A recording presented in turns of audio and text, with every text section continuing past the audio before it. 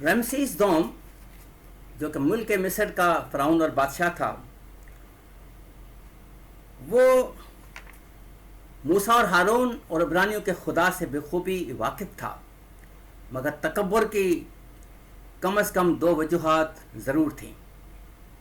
یہ دنیا کا دستور ہے کہ جو قوم محکوم ہو اس کے خدا کو بھی کمزور، بے بس اور بے اختیار سمجھا جانا چاہیے کہ وہ خدا جو اپنے لوگوں کو بحال نہیں کر سکتا، وہ دوسروں سے ٹکر کس طرح سے لے سکتا ہے۔ اسے معلوم تھا کہ اسرائیلی غلام ہیں، لہٰذا اس نے سوچا کہ ان کا خدا بھی اس کا یعنی کہ فرعون کا غلام ہے۔ اس کی حکمرانی کے تحت سینکڑوں دیوی دیوتاؤں کی پرستش کو رواج دیا گیا۔ تعجب نہیں کہ خود فرعون کو بھی ایک دیوتا سمجھا جاتا تھا۔ مصری علم اساطیر یعنی کہ جادو کے علم کے مطابق وہ سورج دیوتا، راہ کا بیٹا اور شکرا جیسے سر والے دیوتا ہورس کا تجسم تھا۔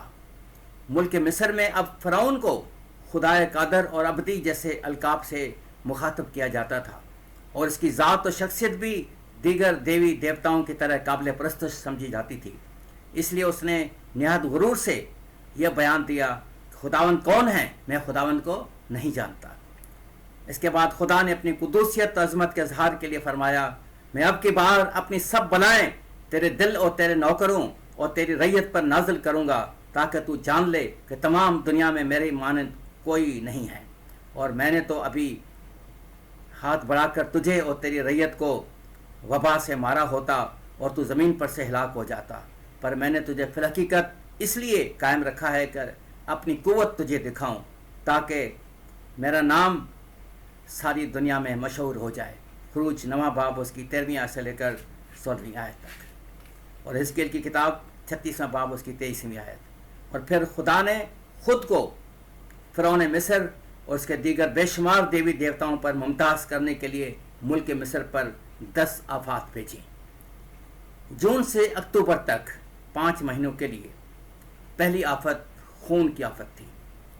دریائے نیل کا پانی خون ہو گیا، مچھلیوں کی موت ہو گئی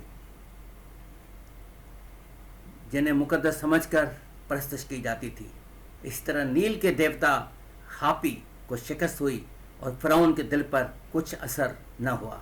خروج 7واں باب اس کی 15ویں آیت سے لے کر 25ویں آیت تک۔ دوسری آفت مینڈک۔ مصریوں کے گھروں، آرام گاہوں میں پلنگوں اور تنوروں اور آٹا گوندھنے کے برتنوں میں مینڈک بھر گئے اور ملک مصر کو ڈھانک لیا۔ اس طرح مصریوں کی مینڈک دیوی ہیکٹ HEQT نے ان کے بچاؤ میں کوئی مدد نہ کی، اور فرعون نے اپنا دل سخت کر لیا۔ خروج 8واں باب 5ویں آیت سے لے کر 14ویں آیت تک۔ تیسری آفت جوئیں۔ انسان اور حیوانوں پر جوئیں چڑھائیں، اور جب مصری جادوگر گرد سے جوئیں بنانے میں ناکام رہے تو چلا اٹھے کہ عبرانیوں کے خدا کا کام ہے۔ مصریوں کے دیوتا تھوت THOTH نے جسے جادو کا موجز سمجھا جاتا تھا ان کی کوئی مدد نہ کی۔ اس دیوتا کو بھی شکست سے دوچار ہونا پڑا اور فرعون سنگ دل ہو گیا۔ خروج 8واں باب 16ویں آیت سے لے کر 19ویں آیت تک۔ چوتھی آفت مچھر۔ یہ مچھر ساری ہوا میں پھیل گئے۔ ہوا آسمانی ملکہ IS کے تجسم کی چیز تھی، اور مصری ہوا کی پرستش بھی کیا کرتی تھی۔ یہ آئسس دیوی کا جسمانی اظہار ہے۔ مچھر کے لیے عبرانی زبان کے لفظ استعمال ہوا ہے، اسے ہفتاوی یعنی کہ سیپٹوجن ترجمے میں بڑی مکھی یعنی کتا مکھی یا بھونرا کہا گیا ہے، اور اگر اس سے مراد بھونرا ہی ہو تو یہ مصر کا وہ خاص کیڑا تھا جسے وہ مقدس دیوتا سمجھ کر پوجتے تھے، لہذا ان پر مچھروں کی صورت میں ان کے دیوتا ہی حملہ آور ہو گئے، اور وہ مجبور تھے کہ اپنے ہی دیوتاؤں کو پاؤں تلے روند ڈالیں۔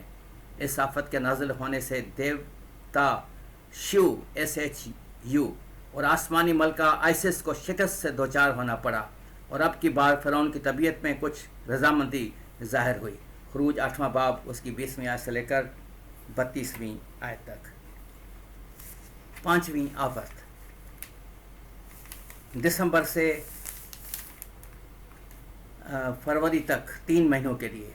पहले मैंने आपको बताया कि जो पहली 4 आफत थीं वो जून से लेकर अक्टूबर तक 5 महीनों तक की थी। अब दिसंबर से फरवरी तक 3 महीनों के लिए फिर ये आफत हैं। पांचवीं आफत मरी। बनी इसराइल के चौपाए तो महफूज रहे, मगर मिस्रियों के चौपाए के अंदर मरी पड़ी।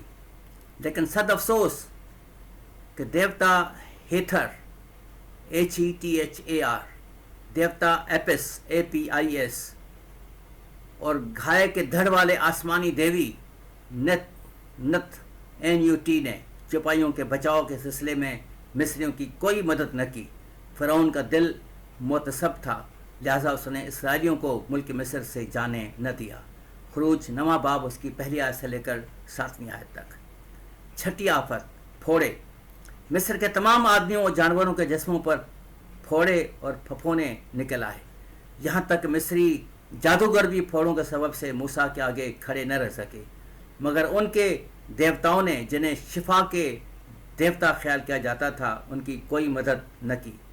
जादू का मौजूद देवता थूत, देवी आइसिस और देवता पता PTAH इब्रानी के खुदा के सामने बिल्कुल बेबस थे। उन्हें अब के बार भी मुंह की खानी पड़ी और फ़िरौन ने अपना दिल सख्त कर लिया। खुरूज 9 बाब उसकी 8वीं आयत से लेकर 12वीं आयत तक। 7वीं आफत ओले। इंसान, हैवान और खेत की सब्जी पर आग मिले हुए ओले गिरे, जिनके साथ बिजली भी शामिल थी। ओलों ने सारे मुल्क के मिस्र में उनको जो मैदान में थे, क्या इंसान क्या हैवान, सबको मारा और खेतों की सब्जी को भी ओले मारे गए और मैदान के सब दरख्तों को तोड़ डाला। ताहम यहाँ देवता रेशपू RESHPU भी, जिसे बिजली का मफरूज़ा मालिक समझा जाता था, मिस्रियों की मदद करने से कासिर रहा। इस मर्तबा फ़िरौन ने अपने गुनाह का इकरार किया। खुरूज 9 बाब उसकी 22वीं आयत से लेकर 35वीं आयत तक। अब मार्च का महीना आता है और 8वीं आफत आती है, टिड्डियाँ। इन टिड्डियों ने मुल्क मिस्र में तमाम रोए ज़मीन को ढांक लिया, ऐसा कि मुल्क में अंधेरा हो गया, और उन्होंने उस मुल्क की एक एक सब्जी को और दरख्तों के मेवों को जो ओलों से बच गए थे चट कर लिया। और मुल्क मिस्र में न तो किसी दरख्त की न खेत की किसी सब्जी की हरियाली बाकी रही।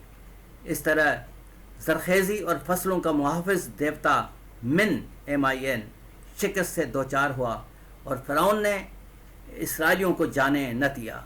खुरूज 10वां बाब उसकी 12वीं आयत से लेकर 15वीं आयत तक। अब अप्रैल का महीना आता है, 9वीं आफत तारीकी। अब खुदावंद खुदा यहोवा ने मुल्क मिस्र पर 3 दिन के लिए तारीकी भेज दी। ये घुप अंधेरा इस कदर शदीद था कि किसी शख्स ने दूसरे को न देखा, न कोई अपनी जगह से हिला।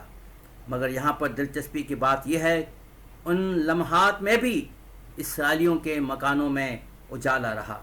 इस तरह सूरज देवता रा RA और होरस HURUS ने रोशनी के मिस्रियों की कोई मदद न की और फ़िरौन ने इसराइलियों को जाने न दिया। खुरूज 10वां बाब 21वीं आयत से लेकर 29वीं आयत तक। 10वीं आफत पैलोठे। आधी रात को खुदावन ने मुल्क मिस्र के सब पैलोठों को, फ़िरौन जो तख्त पर बैठा था उसके पैलोठे से लेकर वो कैदी जो कैद खाना में था उसके पैलोठे तक, बल्कि चौपाइयों के पैलोठों को भी हिलाक कर दिया। इस तरह आखिरकार फ़िरौन को भी शिकस्त फाश हुई। मुल्क मिस्र में देवता की तरह काबिल परस्तश समझा जाने वाला था फ़िरौन। इस मरहले पर वो बेबस और लाजवाब हो गया। उसने रात ही को मूसा और हारून को बुलाकर कहा, मेरे कौम के लोगों में से निकल जाओ और जैसा कहते हो जाकर खुदावंद की इबादत करो। खुरूज 12वां बाब उसकी 22वीं आयत से लेकर 29वीं आयत तक। अगरचे उसने इसराइलियों को मुल्क मिस्र से रुखसत होने की इजाज़त दी, ताहम जब वो मुल्क मिस्र से निकल गए तो उसने रथों और अपनी قوم کے لوگوں سمیت ان کا پیچھا کیا اور آخرکار بحر کلثم میں ڈوب کر اپنے انجام کو پہنچا۔